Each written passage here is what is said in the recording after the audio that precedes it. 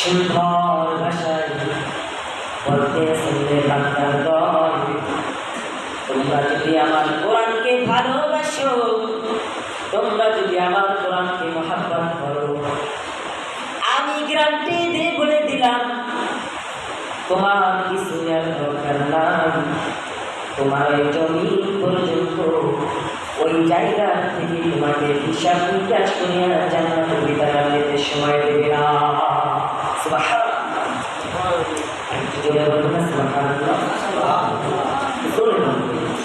আরে তুই একসময় রাগ করছি, দেখিস আমার স্বভাব আছে, শিখ দিয়ে কথা বলি, শিখ দিয়ে রাগ দিই। কারণ কি জানেন, কোরআনের কথা শুনলে যদি সুবহানাল্লাহ না বলতে পারি যায় কলম থেকে, তাহলে কলম তো আসায়। ঠিক আছে, সুবহানাল্লাহ যদি আমরা বলতে পারি তাহলে আমি সুবহানাল্লাহ গাই ভালো লাগে, বুঝতে পারছি। আল্লাহ রাব্বুল আলামিন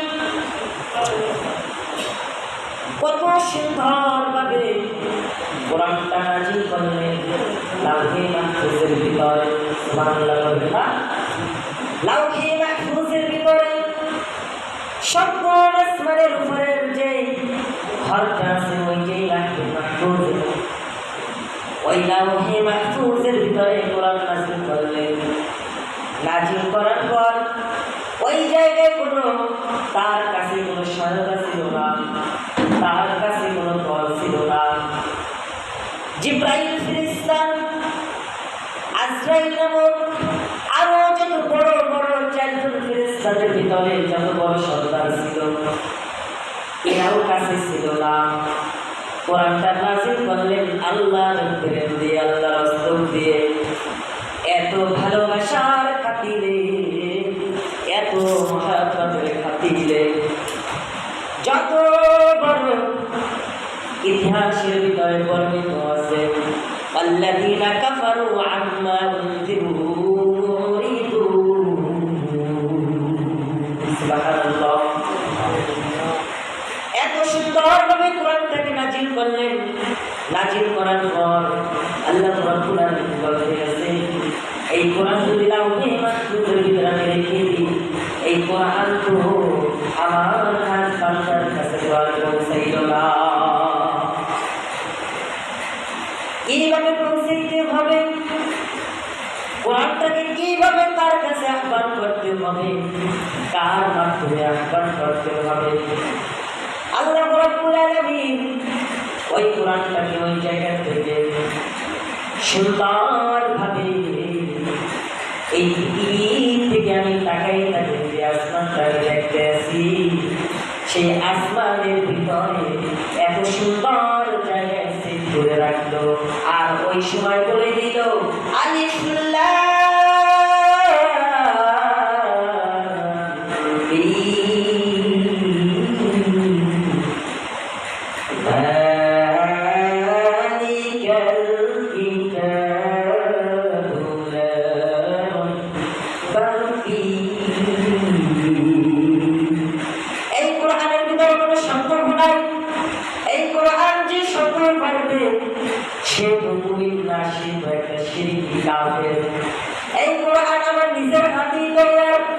নিজের হাতেই নাযিল হওয়া এই কোরআন আমি যখন আসমানের উপর রাখলাম, এই কোরআন যখন জমিনের ভিতরে যাবে, এই কোরআন বিনা মাথার উপরে থাকতে হবে। সুবহানাল্লাহ, এই জন্য সামনেই বলিতে কোরআন পায়ের নিচে না মাথার উপর। এই জন্য আল্লাহ রাব্বুল আলামিন বলে দিলেন, কোরআনটা যখন জমিনের ভিতরে রাখবে, এই কোরআন যদি রাগিন্বিত হয়ে যায়, তুমি সাপ বিশ্ব হয়ে যাইতে পারো, পাগল হয়ে যাইতে পারো। এই কোরআন যার ভিতরে ঢুকবে, তার সাথে যদি তুমি ব্যাপ্তি করো, সে তুমি অনেক নিকৃষ্ট হয়ে যাইতে পারো। তোমার চোখ দুটি সাপের চক্ষু হয়ে যেতে পারে, তোমার পা দুটি কুকুরের পরিণত হয়ে যাইতে পারে, তোমার মাথাটা শুকরের মতো হতে পারে। কেননা কোরআন লাউহে মাহফুজ থেকে আসমান, আসমান থেকে জমিন, আর এই জমিনের ভিতরে যারা কোরআনকে ভালোবাসে, এই ভালোবাসাটা হইলে খাস বান্দাদের ভিতর। এই কোরআন কোনো কাফেরদের জন্য না, এই কোরআন কোনো জান্নাতের জন্য না। আর একটা কথা আছে, কোরআনকে যদি বিশ্বাস করে, কোরআনকে যদি ভালোবাসা দেখাইয়া, যদি রাসূলের আদর্শ যদি পালন করিয়া, আল্লাহ রাব্বুল আলামিনকে মহব্বত করিয়া, যদি ওই রাসূলের কালেমা পড়িয়া আল্লাহ ইলাহা ইল্লাল্লাহু মুহাম্মাদুর রাসূলুল্লাহ, এই কোরআন যদি ভালোবাসার আগে রাসূলের আদর্শ যদি ইসলাম যদি গ্রহণ করিয়া, কোরআনকে যদি কাফের তুমি ভালোবাসো, আমি আল্লাহ বলে দিলাম তোমার কিয়ামত লাগবে না, এই দুনিয়ার ভিতরে ঘোষণা হয়ে যাবে জান্নাতি জান্নাতি। সুবহানাল্লাহ। দেখবেন আমি অনেক জায়গায় অমুসলিম কোরআনের তেলাওয়াত শুনিয়া, কোরআনের বয়ান শুনিয়া মুসলমান হয়ে যায়। আছে না নাই? আছে না নাই? নব মুসলিম সিরাজি সাহেব, হযরত মাওলানা নব মুসলিম সিরাজি সাহেব, সে একটা অমুসলিম ছিল, আজকে সে মুসলমান হইয়া এই বাংলার জমিন না কমপক্ষে ২৮০ দেশের ভিতরে, পৃথিবীর ভিতরে ২৮০টা দেশের ভিতরে হেলিকপ্টারে ঘুরিয়া ঘুরিয়া ঘুরিয়া ঘুরিয়া কোরআনের দাওয়াত দেয়। আমি ক্রান্তি করিয়া দিলাম কোরআনের যত দাম, আর এই কোরআনকে যারা ভালোবাসবে, আল্লাহকে যারা ভালোবাসবে, রাসূলের আদর্শকে যে মানবে, আর ওলামায়ে কেরামদেরকে যে ভালোবাসবে, আমি আল্লাহর কসম দিয়ে বলিয়া দিতে পারি, এই দুনিয়ার বাবাজিরা, এই মজলিসের বাবাজিরা, আমি ক্রান্তি করিয়া দিলাম আপনার কোরআনের মতন দাঁড়ি হইলে ১ মিনিট সময় লাগবে না। কোরআনকে ভালোবাসেন আলেমদের সামনে, কোরআনকে ভালোবাসেন মসজিদের ভিতরে, কোরআনকে ভালোবাসেন জনতার ভিতরে, কোরআনকে ভালোবাসে আল্লাহর সামনে না। যদি আল্লাহর সামনে যদি ভালোবাসতে, আল্লাহ চোখের দিক তাকাইয়া বিশ্বাস করে না, আল্লাহ হাতের দিক তাকাইয়া বিশ্বাস করে না, আল্লাহ অঙ্গ প্রত্যঙ্গ চেহারা সুন্দর, তারিফ সুন্দর, রূপটা সুন্দর, কলিজা সুন্দর, হাত পা সুন্দর, খুব সুন্দর পরিবেশ দেখে আল্লাহ পছন্দ করে না।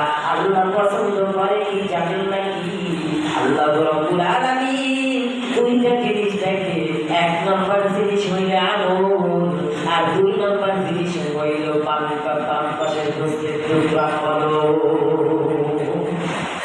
এই কলম যদি অন্ধকার থাকে, এই কলম যদি অপরিষ্কার থাকে, আপনার চোখ তো জান্নাতে যাবে না, আপনার কলম তো জান্নাতে যাবে না, আপনার আগুন তো জান্নাতে যাবে। তো আপনার মেশিনের গোড়া হইল কলম, ওইটা যদি আপনি শস্য গ্লাসের মতো সাদা বানাইতে পারেন, পরিষ্কার বানাইতে পারেন, আপনার কারো কাছে ভোট দরকার নাই জান্নাতের জন্য।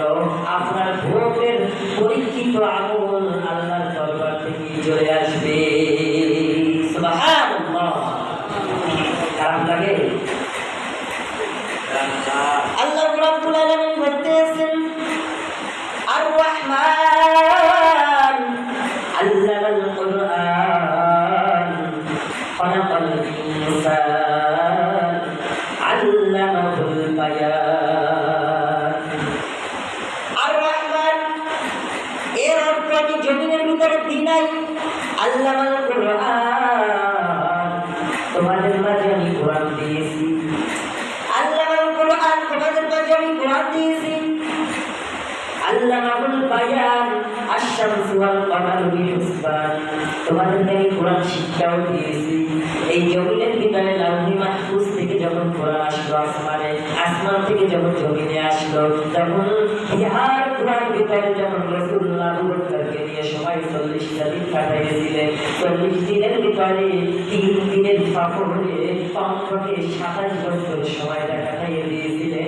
ওই দিনই কোরআন নাযিল হয়েছিল। সেই দিনটার নাম হইল লাইলাতুল কদরের দিন। তারা এই জন্য বলছে আল্লাহ, আমি কোরআনটা মানুষের মাধ্যমেই সাপ্লাই করেছি। রাসূলুল্লাহ সাল্লাল্লাহু আলাইহি ওয়াসাল্লাম 114টা সূরার ভিতরে কমপক্ষে 90টা সূরার দাওয়াত মক্কার জমিনে দিয়েছিলেন। এই জন্য অনেক সূরার পিছনে আছে সূরাতুল আহকাফ মাক্কিয়া। এই মাক্কিয়া কোথায় নাযিল হয়েছে আর মাদানী কোথায় নাযিল হইল? মাক্কি অর্থ সব করে সূরা মক্কায় অবতীর্ণ, আর সূরাতুল লাহাব মাদানিয়া, ওই সূরাটাও মদিনায় অবতীর্ণ। এই জন্য বলা হয়েছে মাত্র 5টা সূরা মদিনার ময়দানে দাওয়াত দিলেন, আর 90টি সূরার দাওয়াত দিলেন যাইয়া মক্কার ময়দানে। আমি কয়েকজনকে দাওয়াত দিলাম সকাল বেলায় কাঁচা একটা মাইরা খ্যাতির খাবারের ভিতর মাইরা যান, মাগরিবের সময় খ্যাত থেকে উঠি সিগারেট একটা ধরাইতে এইটা তো কোরআনের দাওয়াত না, এইটা তো কোরআনের ভালোবাসা না, এইটা তো আল্লাহর আদর্শ না। আল্লাহ রাব্বুল আলামিন আমাদেরকে আজকে সূরা আর-রহমান থেকে যে আলোচনা করলাম এর প্রতি আমল করার তৌফিক দান করে। সবাই বলি আল্লাহুম্মা আমিন।